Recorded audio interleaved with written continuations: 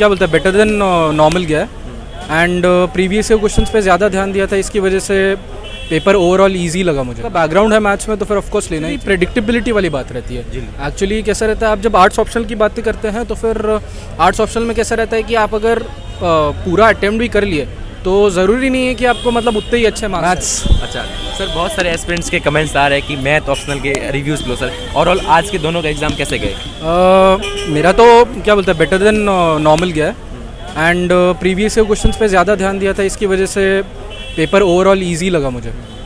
तो सर बहुत सारे एस्पिरेंट है जो मैथ ले रहे हैं, उनको आप क्या सजेशन देना चाहोगे, लें या फिर नहीं लें?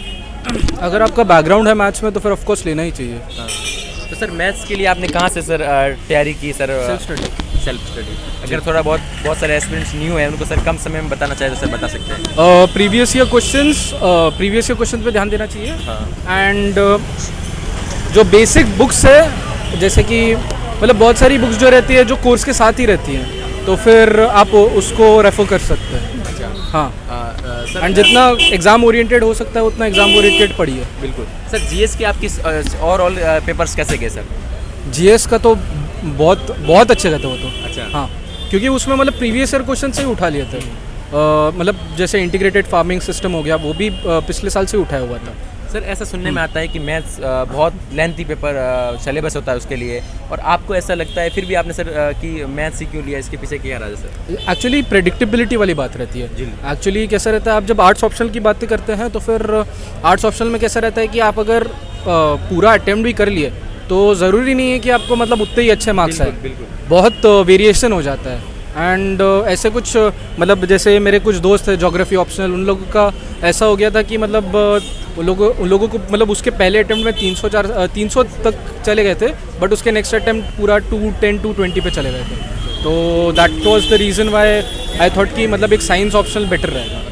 सर बहुत सारे एस्पिरेंट है जो मैथ ले रहे हैं, लेकिन उनको शुरुआत में थोड़ी सी दिक्कत आती है सर, कम समय में अगर बताना चाहे तो सर? मैं तो वही बोलूँगा, प्रीवियस ईयर क्वेश्चंस हो गए, प्लस आप जितना हो सके उतना एग्ज़ाम ओरिएंटेड तैयारी करिए, प्लस अगर हो सके तो टाइम मिले तो टेस्ट सीरीज़ लगाइए, ठीक है, वरना जितना हो सके उतना एग्ज़ाम जो प्रीवियस ईयर क्वेश्चंस है उसको प्रैक्टिस कीजिए, बाकी ज़्यादा कुछ करने की ज़रूरत नहीं है। तो सर ऑप्शनल में अभी आपको टाइम मैनेजमेंट की कोई किसी भी प्रकार की दिक्कत हुई क्या? टाइम मैनेजमेंट की तो बहुत होती है, सिंस मैं एक मास्टर स्टूडेंट भी हूँ आईआईटी में, सो वहाँ पे मतलब हो जाता है, टाइम मैनेजमेंट का प्रॉब्लम हो जाता है।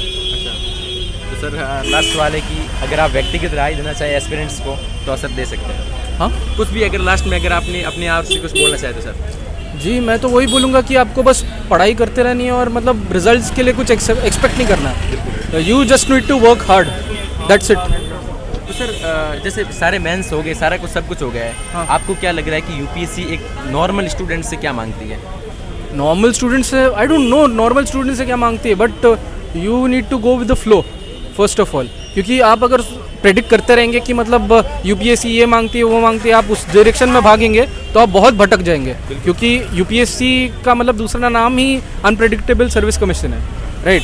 सो हमें नहीं पता वो क्या मांगना चाहती है क्या नहीं मांगना चाहती है। You just need to prepare for GS, main मतलब जीएस के लिए प्रिपेयर करना है आपको, मैथ्स के लिए प्रिपेयर करना है, दैट्स इट। उसके आगे आप कुछ बोल नहीं सकते। इवन आपका हो सकता है कि ऐसा होगा कि जीएस मैथ्स दोनों अच्छे चले जाए, बट शायद आपका मेंस में लिस्ट में नाम ना आए, राइट?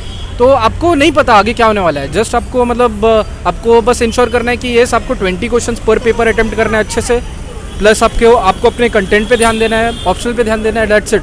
उसके आगे आई डोंट थिंक किसी एस्पिरेंट को कुछ और एक्सपेक्ट करना चाहिए एग्जाम से। Thank you so much sir, time देने के लिए बहुत बहुत शुक्रिया। आई होप इस बार आईएएस प्रॉपर बन जाए सर। Thank you.